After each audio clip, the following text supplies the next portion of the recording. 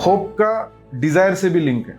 हमारे जो डिजायर्स है वो डिजायर्स कंप्लीट होना चाहिए, इस बात का हमको होप है।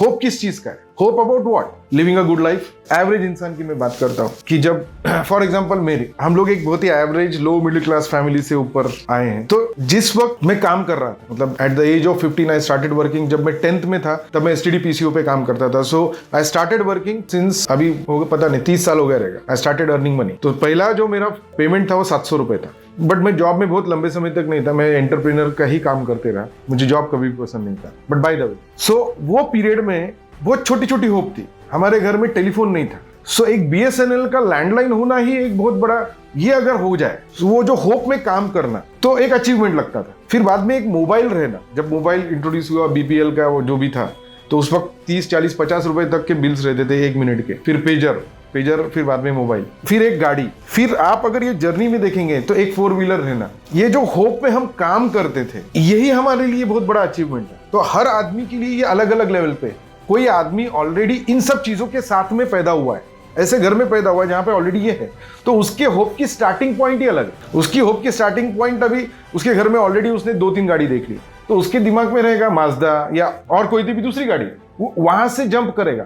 जो जहां पर जिस परिस्थिति में जहां पे वो होता है, वहां पे उसको जो मिला हुआ है उस बात का उसको ग्रेटिट्यूड नहीं होता कि ये मेरे पास है, क्योंकि जो ऑलरेडी आपके पास होता है उस बात का हमको ग्रांटेडनेस होता है। हम वहीं से हमारी जर्नी शुरू करते हैं। हम उसको जीरो मानते हैं, जो आपके पास ऑलरेडी है। जीरो यानी क्या? कोई वैल्यू नहीं है उसकी, दैट इज जीरो। और वहां से हम आगे बढ़ना चाहते हैं, but that is okay, because that's how you move in life. जो ऑलरेडी बहुत अमीर पैदा हुआ है वो और अमीर पैदा होना चाहता है। जो एक्सट्रीम ही अमीर है वो सब कुछ छोड़ना चाहता है, क्योंकि अभी उससे अमीर क्या बनने वाला है। इसलिए हमारे जितने एनलाइटन पीपल की कहानियां है, उसमें से जो बहुत बड़े बड़े बिग एनलाइटन पीपल है, वो ऑलरेडी एक्सट्रीम रईस थे। एक्सट्रीम राजा, प्रोविंस, उनके बहुत सारे एरिया उनके कब्जे में, जितनी चाहिए उनको सब कुछ था उनके। सो उग गए वो ग्रांटेडनेस में आ गया ना। वो ह्यूमन बीइंग का नेचर है।